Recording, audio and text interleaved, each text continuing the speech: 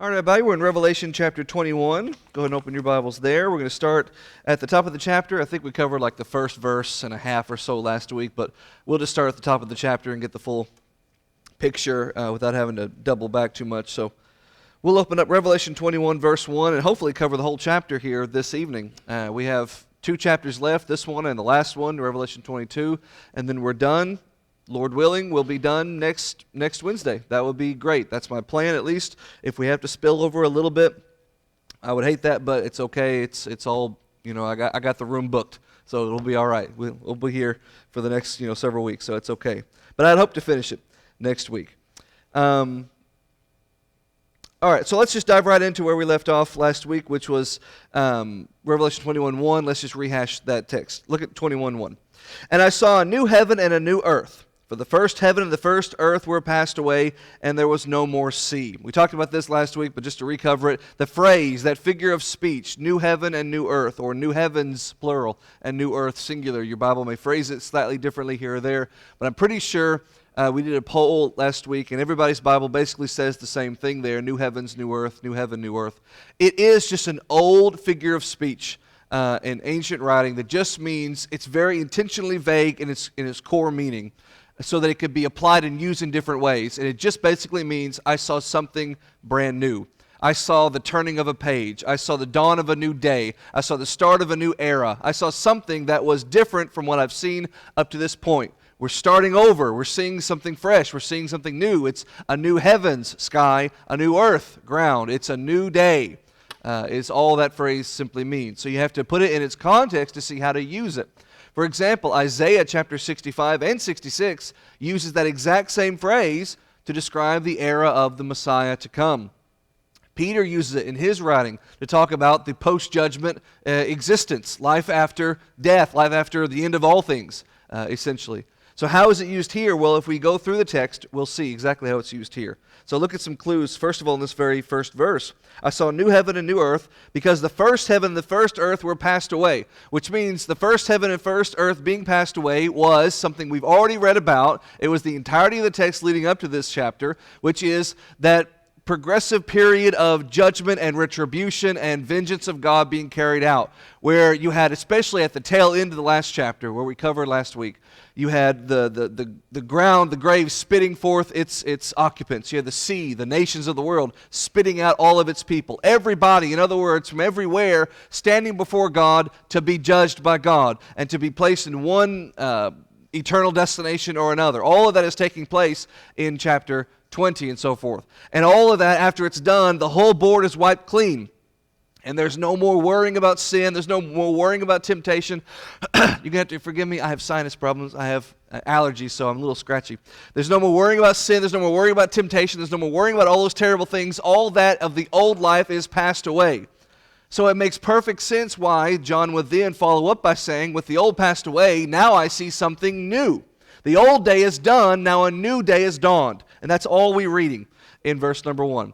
I saw new heavens and new earth, because the first was done away with. The first sky and ground is history, and there was no more sea. The sea in this context from the previous chapter is the occupants of the world, the whole of humanity spitting out its occupants to be judged by God. There's no more sinful population. They've been judged, they've been condemned, they've been sent to hell forevermore. In fact, from here to the end of the book, there is no more reference to the devil. There is no more reference to the threat of the devil or to the workers of evil against the church of Christ. There is nothing else to be said about the persecution, about the trials and tribulations and hardships, other than the occasional references to, and look how great it is that it's not here anymore. Those kind of phrases. That's all you get anymore. You don't read anymore, just hang on in spite of this. You don't read anymore, just hold on in spite of that. You don't read anymore, here's who's doing this to you. All those kind of phrases are from yesterday. Yesterday's over. Today, Jesus has come. Today is a new day. Today, we're glorified. And that's what this chapter is all about. Look at verse number 2. And I, John, saw the holy city. Now, if you put a period right there, if you stop right there, everyone reading this text knows exactly what that is. Oh, the holy city, that's Jerusalem. And John says, I saw the holy city, but this is a new day. This is a new heaven and new earth. I saw the holy city, and it was a new Jerusalem. I didn't see old Jerusalem. John says. I didn't go to physical Canaan's land. I didn't cross the physical Mediterranean Sea. I didn't walk on the physical land. I didn't go up the physical Mount Moriah. I didn't see physical Old Jerusalem where the old people of God dwelled. I saw New Jerusalem. And it wasn't on the ground. It was, look at the verse, coming down from God out of heaven. Now, it may just be semantics. It may just be me being nitpicky. But, and I said this last week, I think it was the last thing I said before we stopped. Revelation 21 is not talking about heaven. All right? Revelation 21 is talking about the church glorified in heaven. And you can say, well, that's splitting hairs. Fine. I have no hairs to split, so let me split these. Okay? This is the church glorified in heaven. You are seeing a picture of your spiritual existence and what your existence now will be like when you don't have to worry about sin and temptation and the devil anymore. Okay?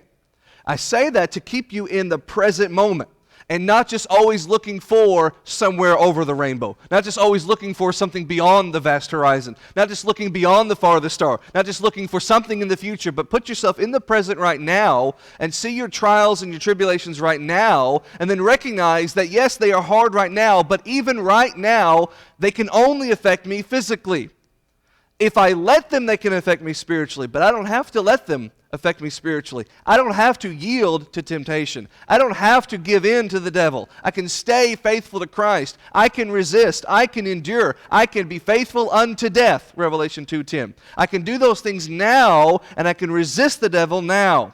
What I'm reading here is what it'll be like to live in the now without having to worry about all of that, okay? Because I am right now part of this spiritual city. It's just I'm living on earth, the old, the yesterday. This is living in the same spiritual city I'm living in now, tomorrow. A new dawn, a new day, a new tomorrow, a new heavens and earth for this new Jerusalem. This new Jerusalem is coming from God out of heaven. It ain't heaven if it's coming out of heaven.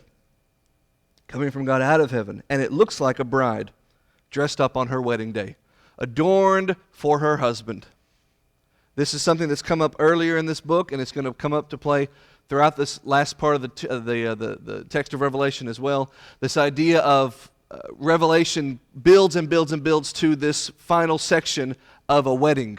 And it's not a modern, our kind of wedding, not a Western culture wedding where you have the engagement, it lasts 6 months or 6 years, depending on how cold your feet are, until finally you have the day, and there's a song, and they play canon and D, and the woman walks down the aisle, and they do the veil, you say the vows, you give the kiss. You know, you've been there. You've been to a wedding. That's our wedding. You bang, boom, you're done in 3 hours. If you're lucky, if the preacher talks quick, you're done in 2, right? That's the goal. This is not that kind of wedding. This kind of wedding was a week-long affair. And you had to give so many cows, depending on how beautiful the bride was, to the father. You know, you had to have the big lavish feast with all your friends. There was, it was just a big gigantic ceremony, a big long process, and that's the way it's described for you here. There's a wedding feast, after which comes the ceremony, and that's what we're going to read as we look through the text. But it starts with seeing the bride dressed up in all her radiant glory. The bride being the church, who is the bride of Christ. Verse 3. Again, just one more time, just to double down, just to triple down on it. This is the church, not heaven, because the church is the city of God's people. The church is the bride of Jesus Christ. These are all the metaphors John's giving you, which we already know refer to the church. Anywho, verse 3. And I heard a great voice out of heaven saying, Behold, the tabernacle of God is with men, and he will dwell with them, and they shall be his people, and God himself shall be with them, and be their God. Here is the Jerusalem of God's new people. Here is the place of residence for God to live with his people. Summarize that in a word. Here is the tabernacle. Does your Bible say tabernacle? Okay, good. There's tabernacle, the verb, and there's tabernacle, the noun. And both are used in this verse. Look at verse number 3 again. Here's how my Bible says it. Behold, the tabernacle of God is with men, and he will dwell with them. It's 2 different words in the translation, but it's the same word, just used in a verb form or in a noun form. Behold, the dwelling place of God is with men, and he will dwell with them. Behold, the tabernacle of God is with men, and he will tabernacle with them. That's the idea. Behold is the place where you and God can live in peace and harmony forever. And he will live with you in peace and harmony forever. It's a double phrase, but it means it's this idea of the place where it is and what you do there. It's this place exclusive to your fellowship with God, and it's there and only therein where fellowship with God is found. So again, verse 3. I heard this great voice out of heaven saying, look, here the city just came out of heaven. Look at it. This is the dwelling place. Here is the tabernacle of God. It is now with men. Which men in particular? The only men that are left. The people who get to go in. Everyone else has been cast away. It's for the faithful of God to endure, to live in forever. It's with men.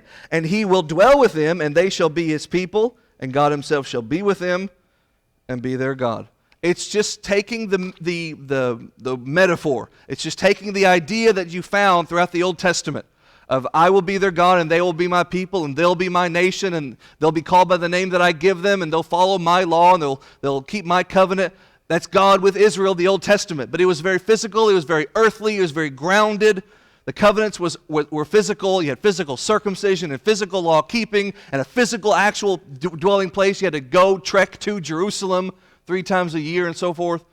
But this is spiritual. This is grander. This is open for all, not just one ethnicity of people in one location on earth. We'll see that as we go through it.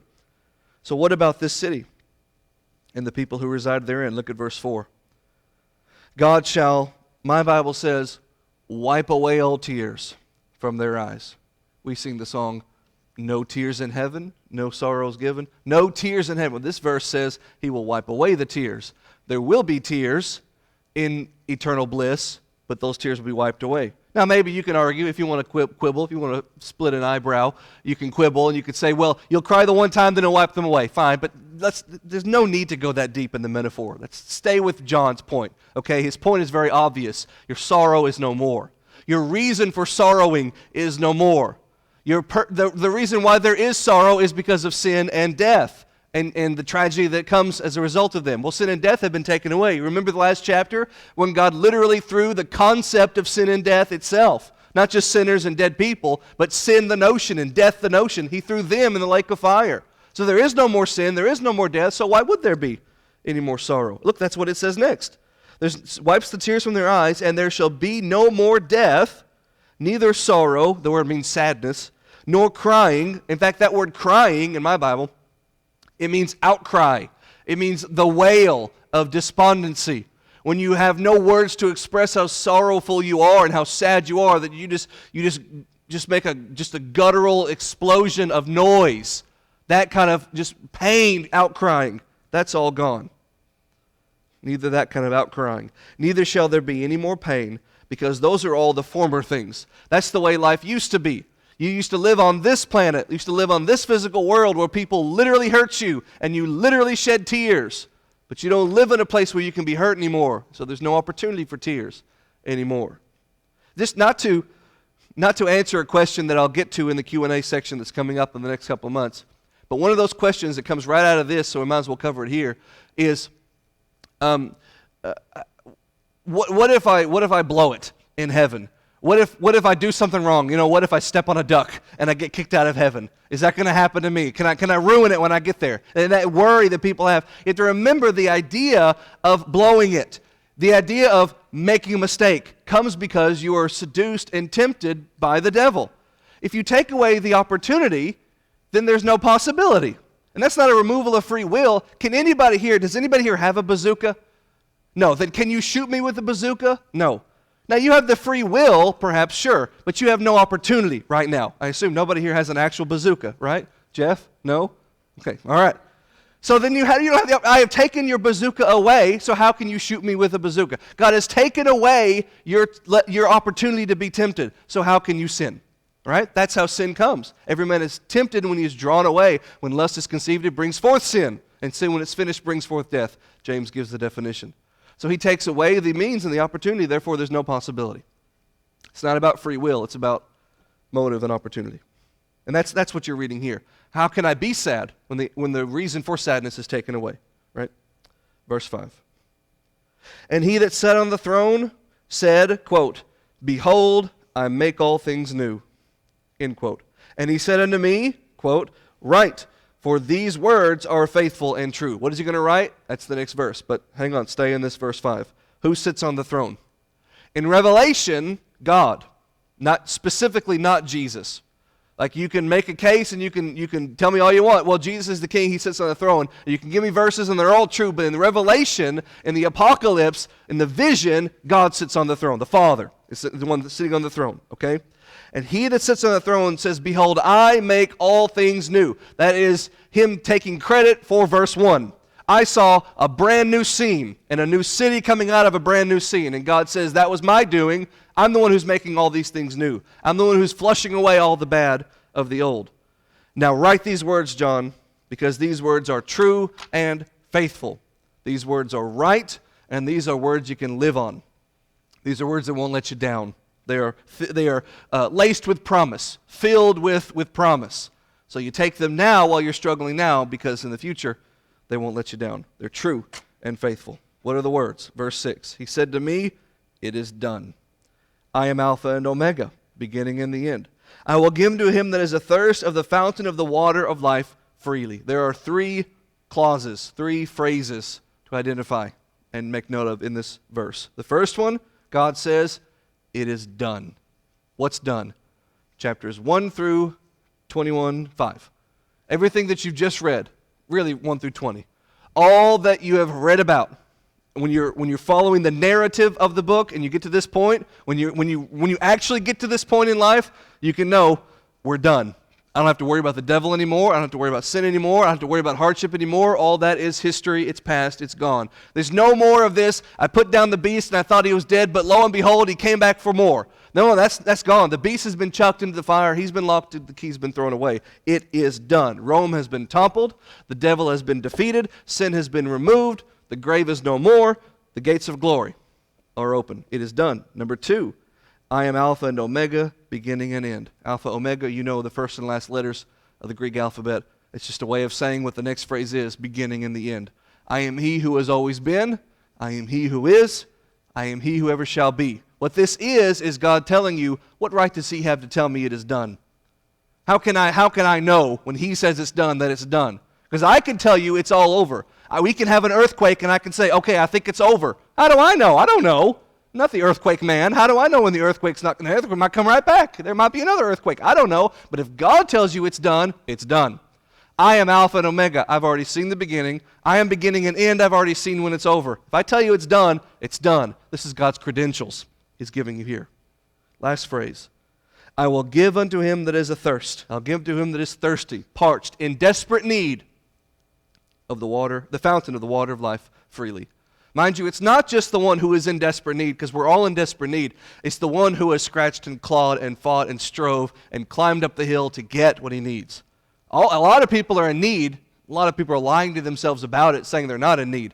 But those who know they're in need and who are willing to get on their knees to crawl to get the water, they will receive the fountain of the water of life. Jesus promised this to the Samaritan woman in John chapter 4. Jesus promised this to the people celebrating the Feast of Tabernacles in John chapter 7. To those who are thirsty, I'll give to drink of the fountain of the water of life, the wellspring of salvation that flows and outpours forevermore. Who gets to receive that? Who gets to enjoy that? It's these people who belong to this holy city. It's these people who are the overcomers. It's these people, not those who've been already cast into a place of burning fire and perpetual thirst. It's a wellspring of glory, a fountain of the water of life. By the way, it's a fountain of the water of life freely. We'll come back to that word in a second. Verse 7. He that overcomes shall inherit all things, and I will be his God, excuse me, and he will be my son. In Revelation, God's the one on the throne here. Yes, Jesus is forever. He's described that way earlier in this book. But when God's on the throne, it's the Father on the throne. It's the Father who takes that overarching, ultimate patriarchal role. And he says here, verse 7, he that overcomes in the yesterday, in the before time, in the hardship time, will inherit all things in the tomorrow, in the forever, in the peace land. And I will be his God, and he will be my child. 1 John 3:1.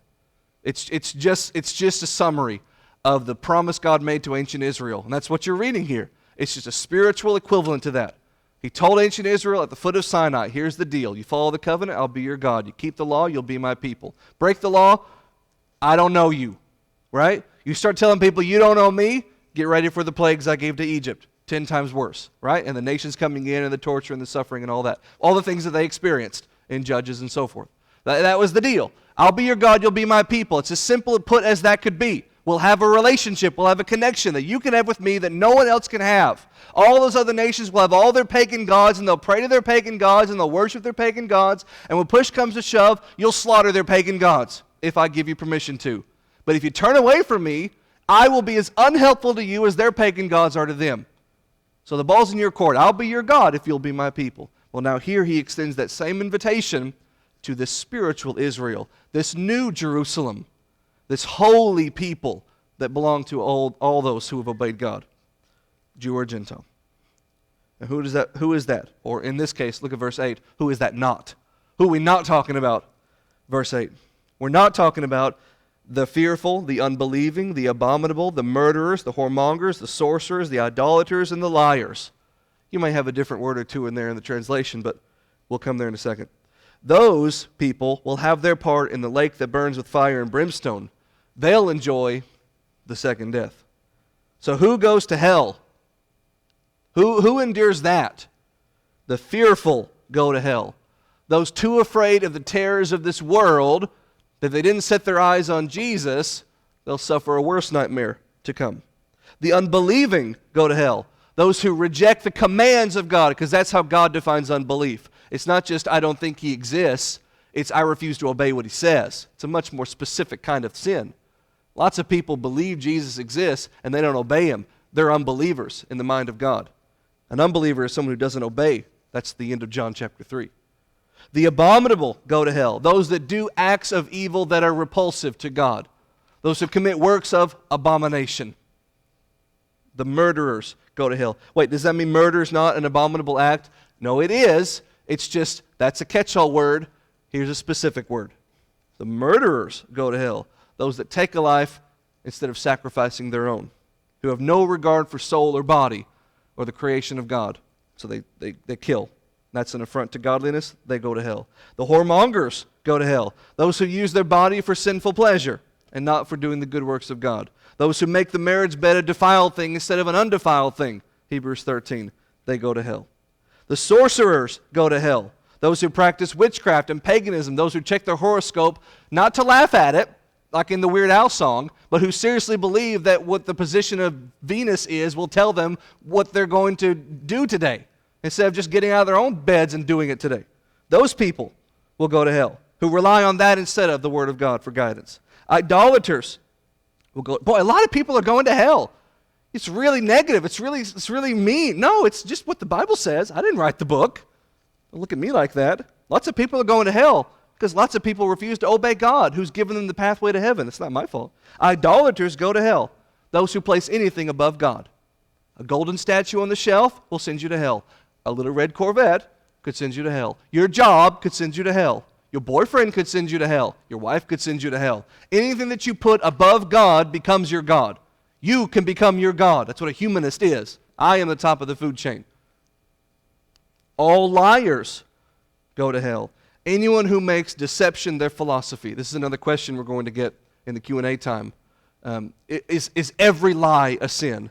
And we have to, as with almost every question we're going to have, we have to first define our terms. What do you mean when you say this? What do you mean when you say that?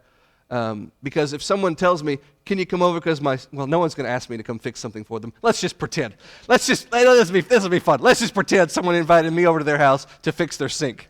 Okay, they didn't know any better. So I come over there to fix their sink, and lo and behold, their sink is fine. It's a birthday surprise party. Well, they lied to me. Are they going to go to hell? If they are, it's for stupidity for thinking I could fix their sink. No, I don't think so, because that's not this kind of deception. This is the kind of selfish deception for their own personal gain, to harm someone else, not to surprise them with a balloon. I think distinctions need to be made. I think God's smart enough to make those distinctions too. So those kind of liars, the manipulating liars, the deceitful liars for their own purposes, those kind of people. Look, if it walks like a duck, you know what this kind of liar is. Those are the ones who will go to hell. Those kind of people will be expelled from the presence of God. And it's not just that list and no others. That's why you have there in the middle of it, anyone who does an abominable act. Who defines what is abominable? The one who finds it offensive, and that's God. So if he says it's offensive, if he says it is wrong, if it's an affront to his glory, you ought not do it. And they will be cast into the lake of fire and brimstone, and they will experience the second death.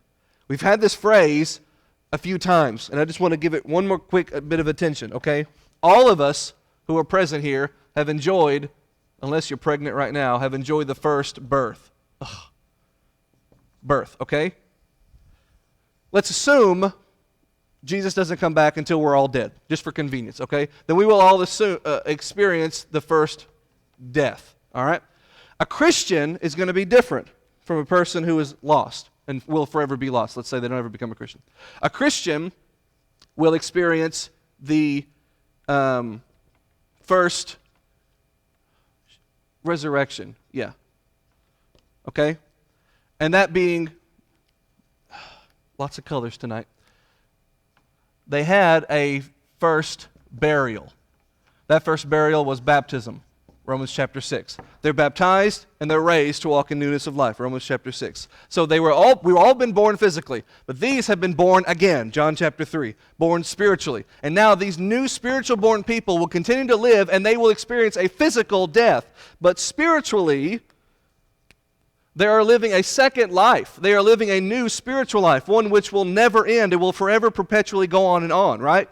That's why Paul is so confident singing to his grave saying, I'm ready to leave this world, even though they're going to cut off your head, Paul, 2 Timothy 4. Yeah, but I'm okay with that because I've already been born again. I've already died and been buried physically or spiritually. So what you do to my body doesn't matter. Now I'm living a new spiritual, greater life, okay? But here's this lost person on the purple line.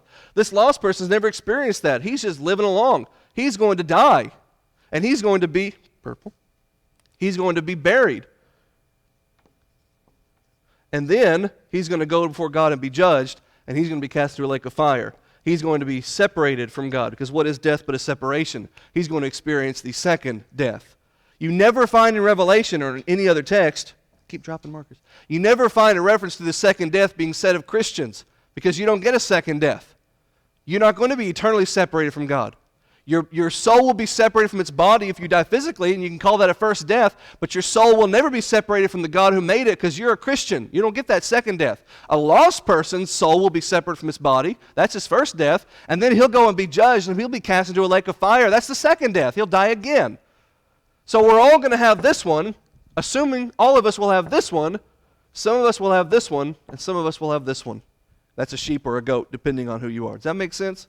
That may be more convoluted than this, but that's what it says. That's the second death, the separation of God forevermore of those who do abominable works. Now look at verse 9.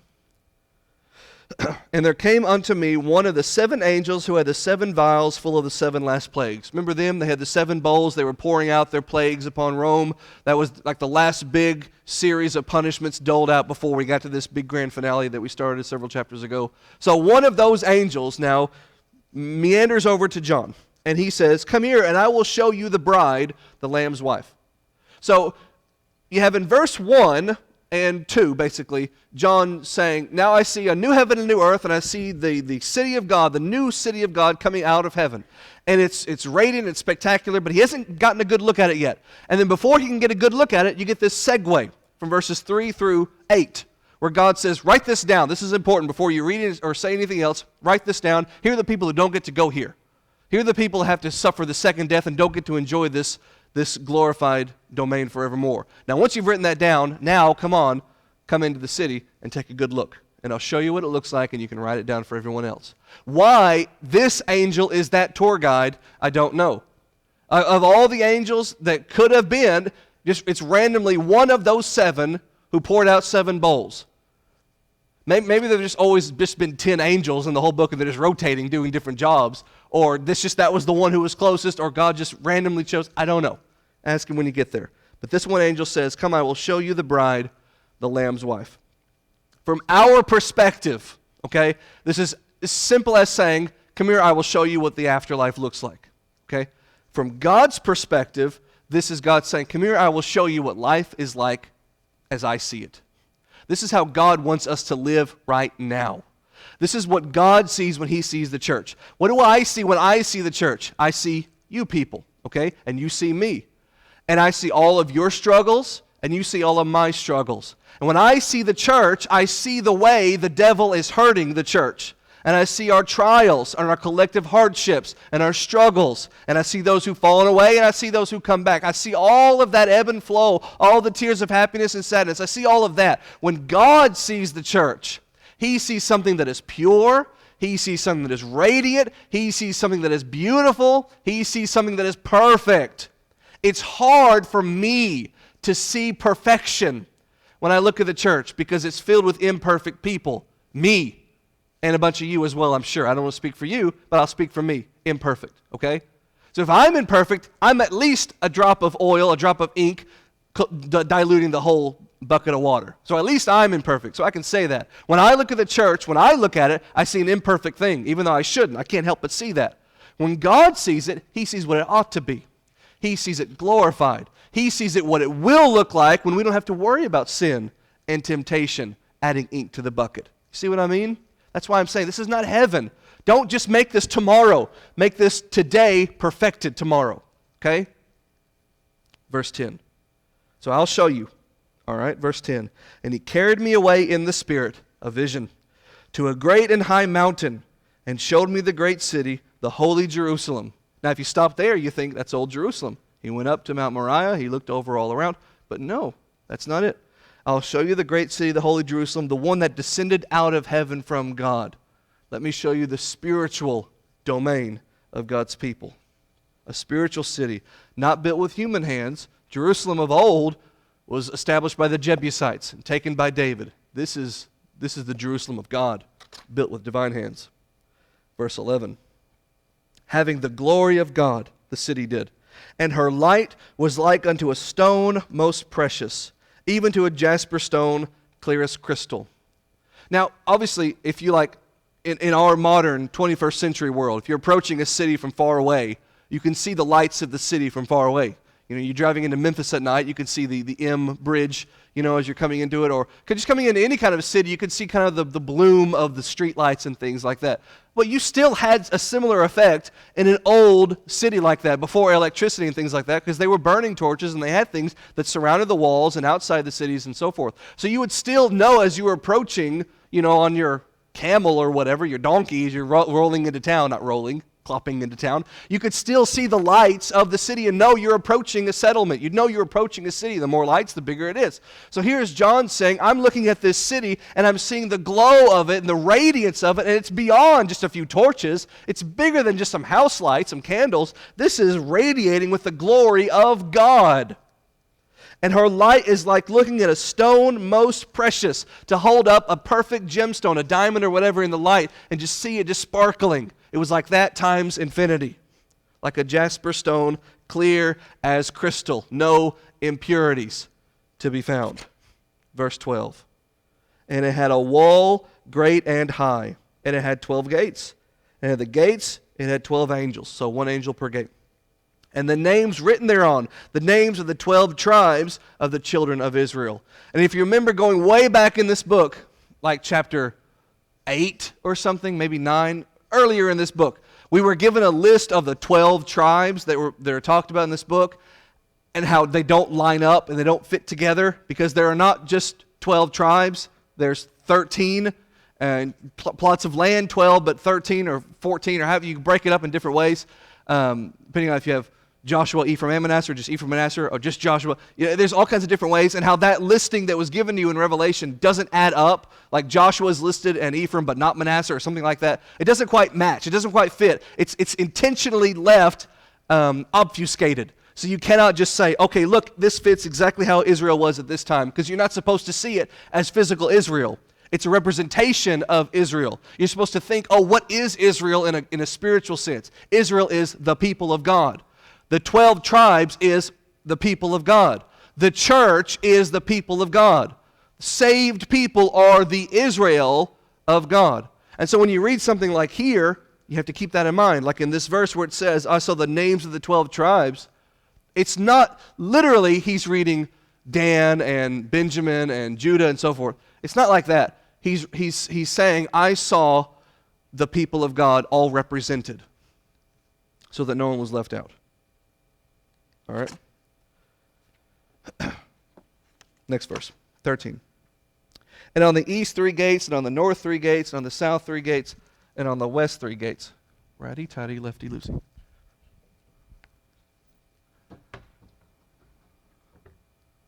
All right. I'll come back to that. All right, so 3 gates per wall. Let's talk about that. Verse 14. And the wall of the city had 12 foundations, and in them the names of the 12 apostles of the Lamb. Hey, if you're in Sunday morning class, we talked about this in chapter 2, I think a week ago, last week when Frank taught it last. Ephesians 2, 19 through 22 or so. When he's describing the church, he's describing it from a builder's mentality.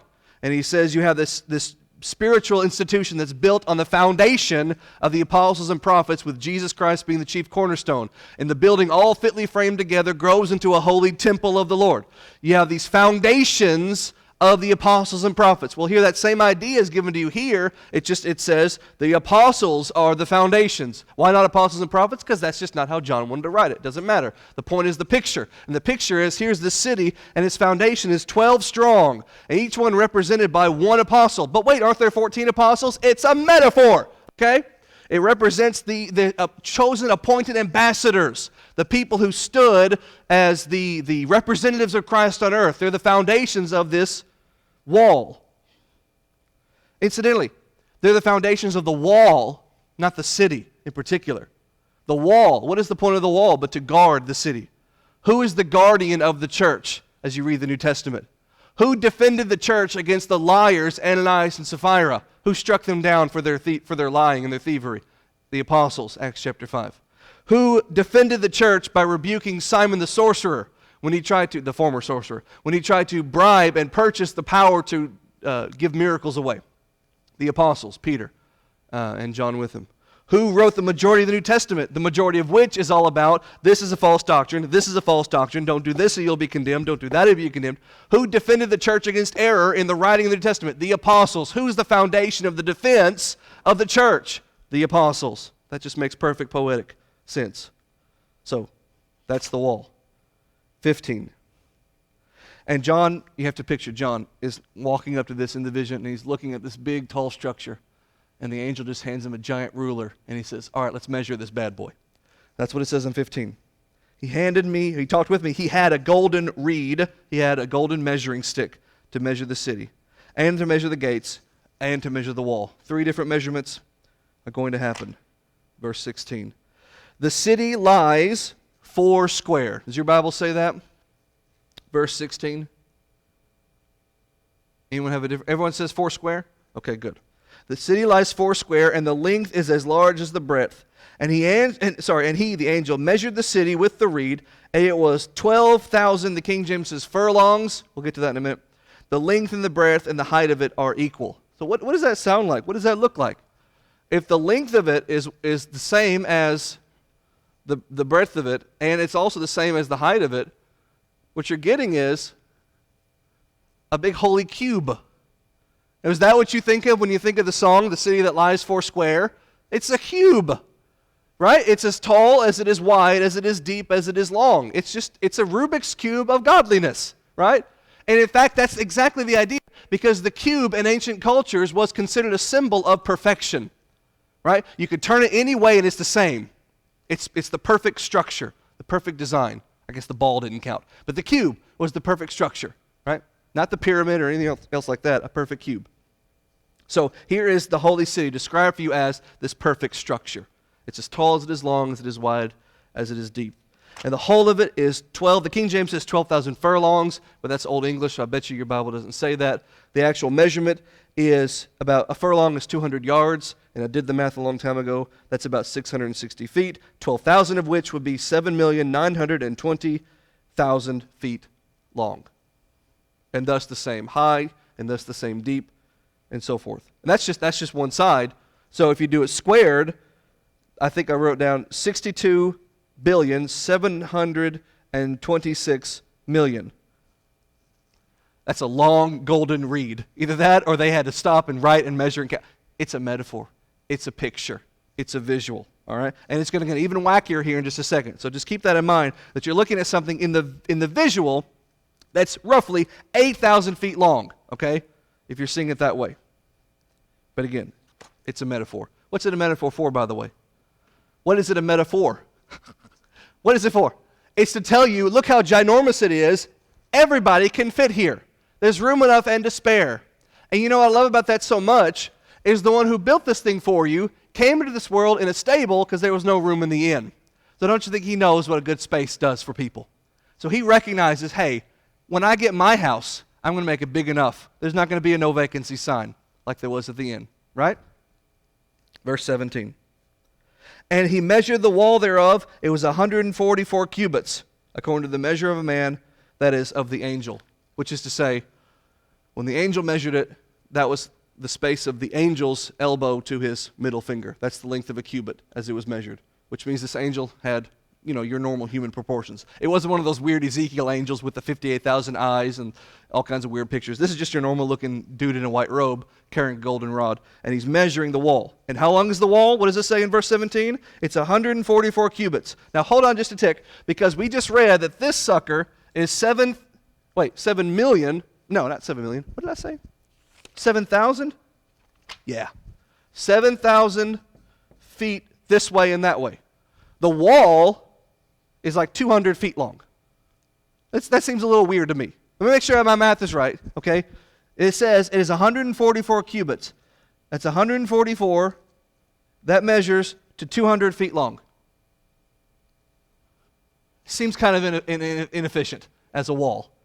Seems a little ineffective. Did I miss something? I'm seeing whispering. It's what it says. You're not seeing a literal city, okay? So I don't want you to get there and think, is anyone else nervous about the size of the walls as you're walking in like it's a big long line? It's not what it's about. That's not the point. The point is not the actual measurement. See, you get down in those weeds like that, you start doing math, you start crunching numbers, and you miss the point. Here's the point. Look again at verse 17. We measured the wall 144 cubits. 144. That's the number. Don't worry about what it means. Don't try to break down the math. Don't try to figure out the measurement. 144 is 12 12s. The foundation of the walls is what? The 12 apostles. So the foundations are the 12. It is what? It's 12 12s. It's apostles all the way around. That's what it's telling you. The wall is the apostles. The wall of the church is the apostles. That's the point. See, that's how you interpret Revelation.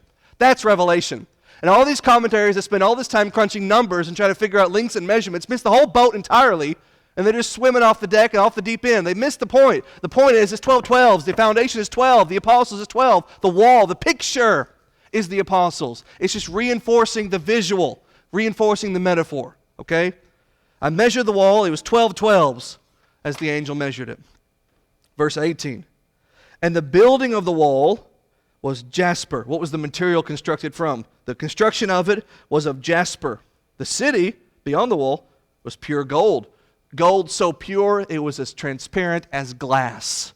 Have you ever seen gold that pure? No, you haven't. I don't care how nice you've seen it. You've never seen gold that pure. We go to war and we fight and we quibble and we construct overpriced rings for the cheap stuff, for the crummy stuff, for the leftover stuff. God has the finest stuff, and it's concrete. It's the cement he uses to make his walls. That and jasper. The stuff that you put in the sand and the little rocks and things in your concrete to fill it out a little bit. Well, what is God's filler material in his concrete? Diamonds. Again, it's a picture.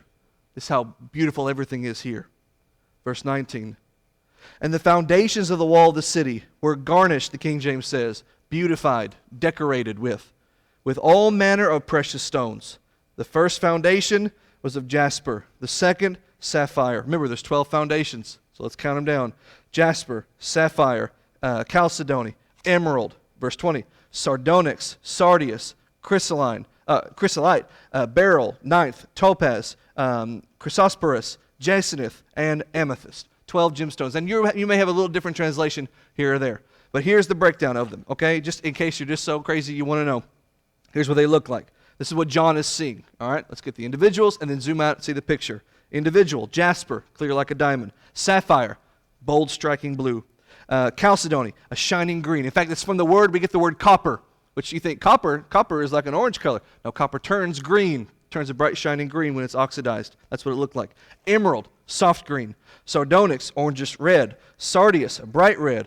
Chrysolite, a shimmering gold. Beryl, a bright yellow. Topaz, a light blue. Chrysosporus, a greenish yellow. Jacinth, a deep blue. And amethyst, a smoky purple. That's your individuals, but who cares? You zoom out, what do you see? A rainbow. You see every color represented. So if you're approaching the city from far away, and you're going to be, because, well, if you're lost, you're going to be invited in the meantime. Right now, that's the end of the book. The Spirit and the bride said, come into this holy city. So we're inviting people right now to come into this city. And they're going to come into it, and they're going to come into this building, which is just rocks and brick and carpet. But we're inviting them into the church. We're inviting them into a fold of fellowship. And we're inviting them into a place where right now there's persecution and hardship and sorrow. And we're just telling them, yes, but soon he'll wipe away the tears. Soon it'll be beautiful. Soon it'll be great. Soon there'll be no more temptation. So we have to show them this picture so they'll want it now to get the reward later.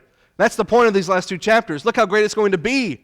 And so they're coming into this city, and what do they see? They see the whole spectrum of God, the promise keeper, because that's what the rainbow represents. God's a promise keeper. That's your message to these people. Come into this place. Come into this house of worship. Not this building. Come into the holy spiritual temple of God. Come be persecuted with us. That's your message. You know how hard it is to sell that to people? The more faithful you live, the more you're persecuted. And the more faithful you live, the more you preach. So the more you preach, the more you're persecuted, the more your message is, come be persecuted with me. That's a tough sell, but it's a lot easier when you say, but look how great it's going to be. And you show them God's a promise keeper. And he has said, if you endure, you will get. If you resist, you'll be rewarded. You just keep harping Revelation 2:10. Be faithful unto death, and I'll give you the crown of life. So come be persecuted with me, because it's going to be great when we all die. That's the winning message. If you show them the rainbow. If you show them the 12 stones, the shimmering power of God's promise keeping, he'll keep us into the bargain. He'll be your God. Just be his people. Verse 21. Remember, you have a wall, okay, but there's also 12, there's another wall here. Well, that's not how it works. It doesn't matter. There's 12, 3 on each side, 12 gates, okay? That's verse 21. 12 gates were 12 pearls. The King James says every several gate was one pearl. Let's just simplify that. Every time I saw a gate, I saw a pearl. And the street beyond the gate of the city was of pure gold as transparent glass. We've already talked about that. So go back to the beginning of that. Every time I saw a gate, I saw 12 pearls, or I saw a pearl. And this is one of those expressions, probably of these two right here in this verse, that everybody knows when they talk about heaven, the streets of gold and the pearly gates. That's the metaphor for going to heaven. You go to the pearly gates. You notice there's no St. Peter there with like a scroll, checking boxes like a bouncer. That's pure made-up fantasy. But the idea of pearly gates, that's closer to reality of Revelation's picture. Except it's not a gate with a bunch of pearls. Every gate was one pearl. Now, I don't know about you, but I've seen a pearl, in a picture. I got 5 minutes, and it's about that big. Now, maybe they're bigger pearls, maybe that big.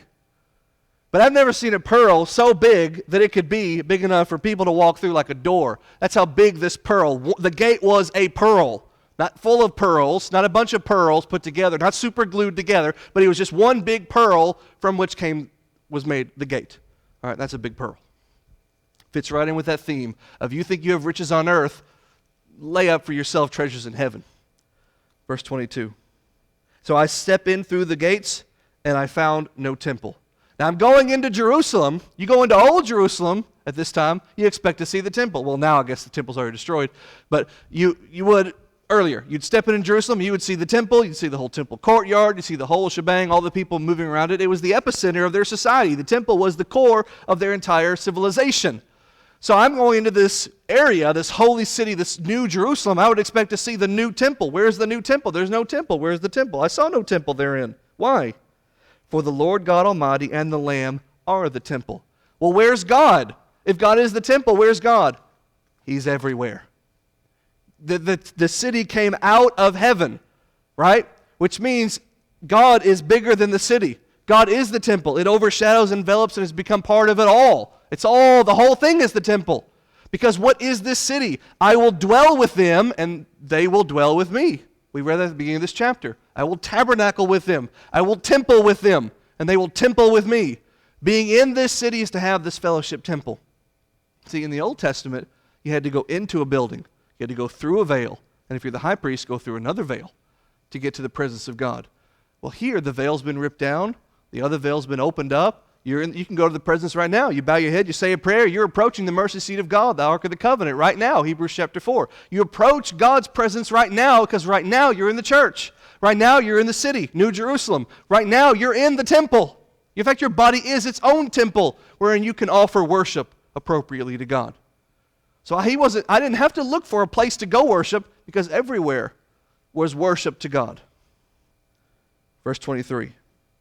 And the city had no need of the sun, neither of the moon to shine in it, because the glory of God did lighten it, and the Lamb is the light thereof. There's no day-night cycle. I didn't have to look for light to come and light to go and light to fade and light to rise, because God's glory gave us the radiance. I don't need to go into too much detail of that. I think we understand the metaphor. 24.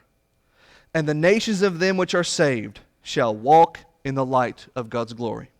And the kings of the earth do bring their glory and honor into it. Who walks in the light of God? Who walks on the streets of gold? Who entered through the gates of pearl? The nations of them which are saved. So not those cast into fire from previous, but those who didn't get cast away. Those who are allowed to enter in a place where even righteous kings, from lowly servant to righteous king, can walk alongside kings and peasants together and bring glory and honor to God. 25. And the gates of it will not be shut at all by day, for there shall be no night there.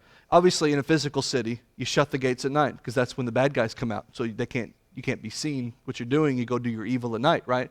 Well, there's no bad guys anymore. They're all burning. That's what we just read. So there's no need to shut the gates. The gates are open all day. We sing that song, the gates will not be shut. That's what I said, right? Verse 25. The gates will not be shut at all by day. There's a song that we sing where the gates swing outward never, right? Okay. I don't understand that lyric because to me, unless I'm just hearing it wrong, I know it says the gates swing outward never, but it ought to be ever. The gates ever swing outward. But I'm almost 99.9% positive in the songbook it's the gates swing outward never. Am I right? I think it's never. Okay. But that means the gates are shut all the time, doesn't it? Isn't that what that means? That doesn't make sense because it says the gates are always open. So the gates should swing outward ever, not never. Whatever. What never? Verse 26. What never? No, never. Sorry.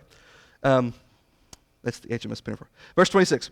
And shall bring, as the people are in there, they'll bring their glory and honor of the nations into it. The gates are always open, so people can always come in and bring their glory into it. Now, here's where people get messed up. I'm almost done.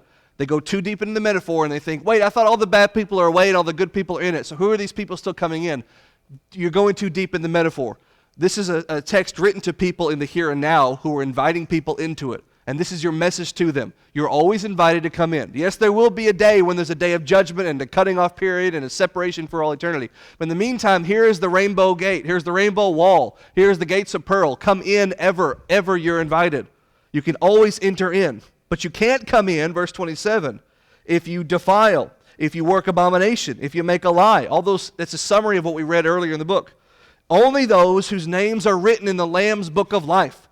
Only those whom the Lamb has said are alive. Who are those people? These people. Those who died and rose.